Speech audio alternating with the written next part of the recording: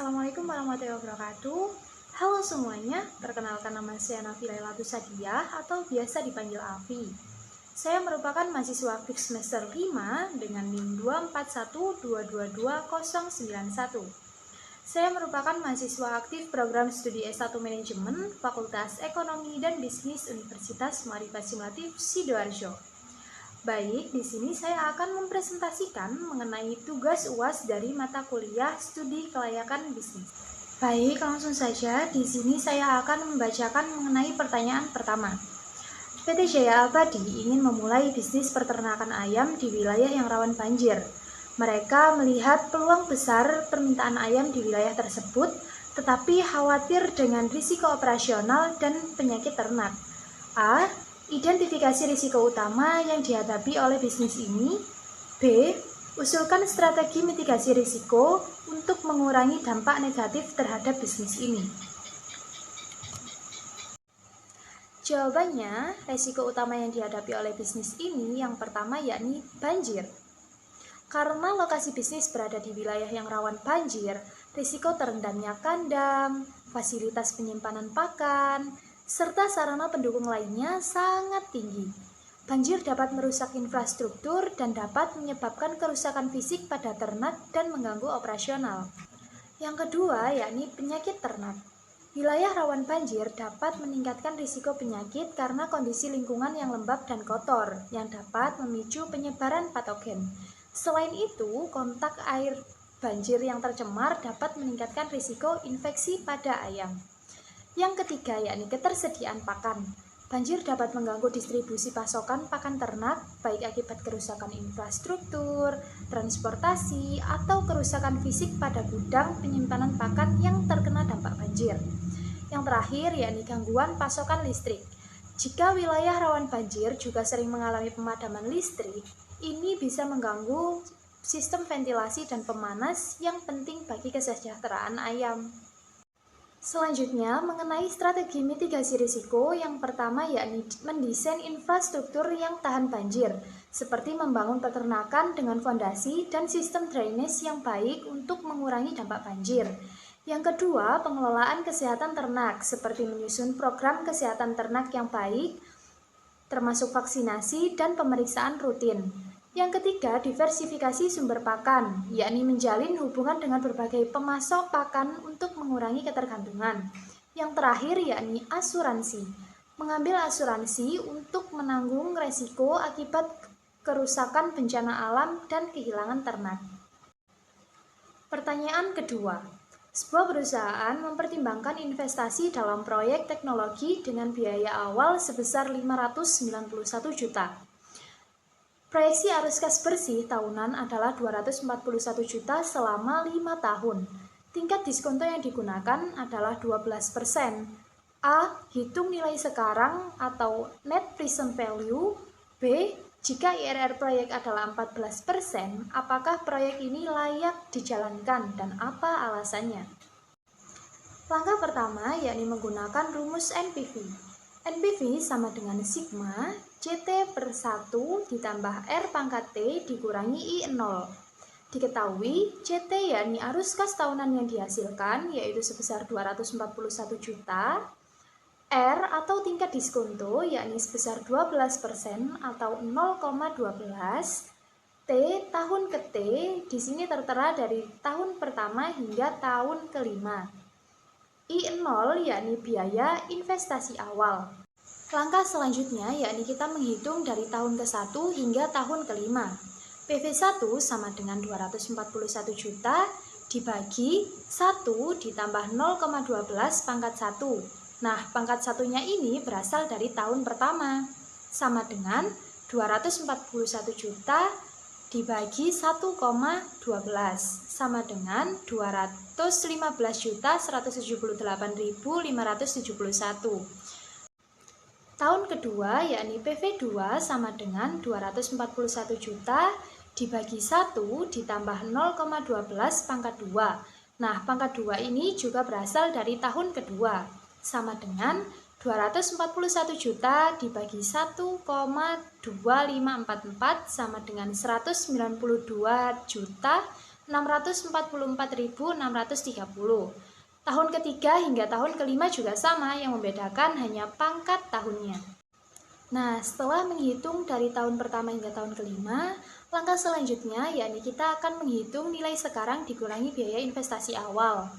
NPV sama dengan, ini adalah total dari seluruh PV per tahun dikurangi 591 juta. Hasilnya NPV sama dengan 869.014.591 dikurangi 591 juta sama dengan 278.014.591. Selanjutnya, apakah proyek ini layak dijalankan jika internal rate of return menunjukkan sebesar 14%? Jawabannya adalah jika internal rate of return lebih besar dari tingkat diskonto yang digunakan, yakni 12%, maka proyek tersebut layak dijalankan, karena internal rate of return menunjukkan tingkat pengembalian yang lebih tinggi daripada biaya modal yang diterapkan. Karena internal rate of return-nya adalah 14%, yang lebih besar dari tingkat diskonto yakni 12%, maka proyek ini layak dijalankan. Alasannya karena proyek ini memberikan tingkat pengembalian yang lebih tinggi daripada biaya modal sehingga diharapkan akan menguntungkan. Pertanyaan ketiga, sebuah usaha bakery membutuhkan investasi awal sebesar 191 juta, pendapatan per bulan diproyeksikan sebesar 111 juta dengan biaya operasional sebesar 103 juta. A. Hitung waktu balik modal atau payback period. B. Apakah usaha ini layak dijalankan jika waktu balik modal maksimal yang diharapkan adalah 2 tahun? Jawabannya, langkah pertama untuk menghitung waktu balik modal, kita perlu mengetahui berapa lama usaha ini akan kembali mendapatkan investasi awal yang telah dikeluarkan. Dengan rumus payback period sama dengan investasi awal dibagi laba bersih per bulan. Diketahui investasi awal sebesar 191 juta, biaya pendapatan bulanan 111 juta, biaya operasional bulanan 103 juta. Nah, langkah selanjutnya yakni kita menentukan laba bersih bulanan menggunakan rumus pendapatan per bulan dikurangi biaya operasional per bulan. Pendapatan per bulanan diketahui 111 juta dikurangi biaya operasional per bulan yakni 103 juta sama dengan 8 juta. Jadi laba bersih bulanan yakni sebesar 8 juta. Langkah selanjutnya kita bisa menghitung payback period. Payback period sama dengan 191 juta yakni investasi awal dibagi 8 juta laba bersih bulanan sama dengan 23.875 bulan. Jika kita konversikan dalam tahun, payback period sama dengan 23.875 bulan dibagi 12 bulan sama dengan 1,99 tahun. Jadi, hasil waktu balik modal atau payback periodnya adalah sekitar 1,99 tahun.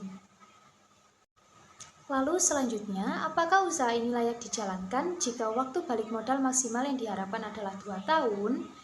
Dari perhitungan, waktu balik modal usaha ini adalah 1,99 tahun yang lebih cepat dari waktu balik modal maksimal yang diharapkan yakni 2 tahun. Jadi, usaha ini layak dijalankan karena waktu balik modalnya lebih cepat dari yang diharapkan. Pertanyaan keempat, sebuah bisnis catering memiliki biaya tetap sebesar 141 juta per bulan dan biaya variabel 25.000 per porsi dengan harga jual per porsi sebesar 50.000. A. Berapa jumlah porsi yang harus dijual untuk mencapai break even point atau BEP? B.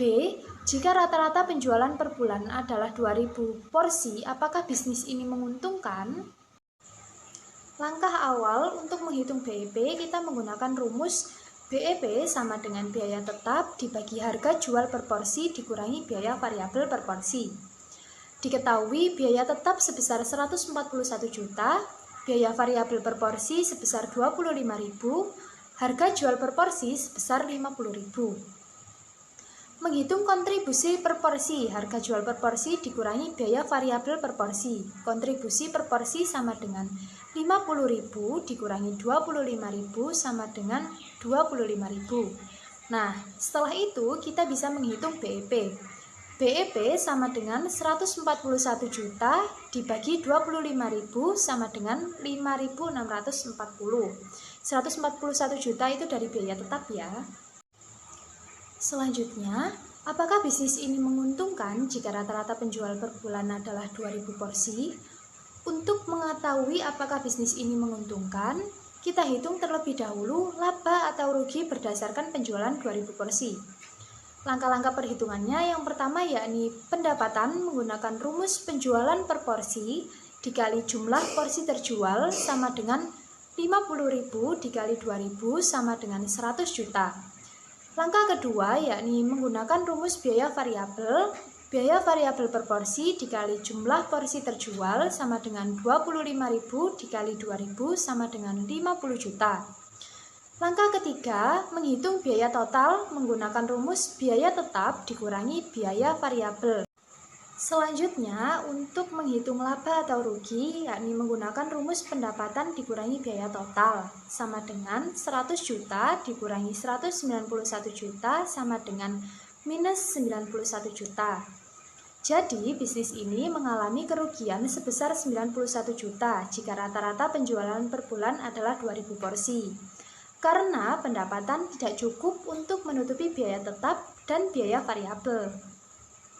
Jadi kesimpulannya, dengan penjualan 2.000 porsi per bulan, bisnis ini tidak menguntungkan dan mengalami kerugian. Pertanyaan terakhir, sebuah perusahaan minuman herbal ingin membangun pabrik di luar kota. Mereka memiliki dua pilihan lokasi. Yang pertama, lokasi A dekat dengan pemasok bahan baku tetapi jauh dari pasar utama. Sedangkan lokasi B jauh dari pemasok bahan baku tetapi dekat dengan pasar utama. Faktor apa saja yang perlu dipertimbangkan dalam memilih lokasi ini? Berikan rekomendasi berdasarkan kelebihan dan kekurangan masing-masing lokasi. Jawabannya, untuk lokasi A yang dekat dengan pemasok bahan baku namun jauh dari pasar utama memiliki kelebihan yang pertama, biaya bahan baku lebih rendah karena jarak yang dekat dengan pemasok. Yang kedua, waktu pengiriman bahan baku lebih efisien yang dapat meningkatkan kapasitas produk.